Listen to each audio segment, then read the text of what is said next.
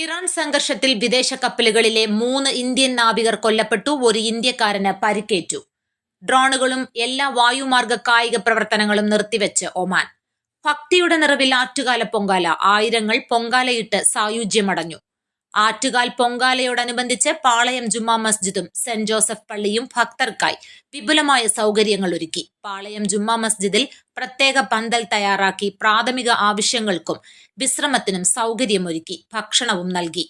ആറ്റുകാൽ പൊങ്കാലയ്ക്ക് ഭക്തരുമായി വന്ന ബസ്സിലേക്ക് നിയന്ത്രണം വിട്ട കാറിടിച്ച് കയറി 2 പേർക്ക് പരിക്കേറ്റു. ആറ്റുകാൽ പൊങ്കാല ഭക്തരിൽ നിന്ന് അനധികൃത പിരിവ് നടത്തിയ SMV government school PTA president Karnan ഉൾപ്പെടെ 2 പേർ പിടിയിലായി. ശബരിമല സ്വർണ്ണക്കൊള്ള. ദേവസ്വം ബോർഡ് മുൻ പ്രസിഡന്റ് A. പത്മകുമാറിന്റെ ജാമ്യ ഹർജിയിൽ ബുധനാഴ്ച വിധി പറയും. ശബരിമല സ്വർണ്ണക്കൊള്ള കേസ് ദേവസ്വം ബോർഡ് മുൻ പ്രസിഡന്റ് E. വാസുവിനെ ED ചോദ്യം ചെയ്തു. മന്ത്രി വീണ ജോർജിനെതിരെയുള്ള വധശ്രമക്കേസ് റിമാൻഡിലായ KSUക്കാരുടെ ജാമ്യാപേക്ഷ കോടതി തള്ളി. ഗൾഫ് രാജ്യങ്ങളിലെ 10+2 പരീക്ഷകൾ മാറ്റിവെച്ചു. പുതുക്കിയ തീയതി പിന്നീട് അറിയിക്കും.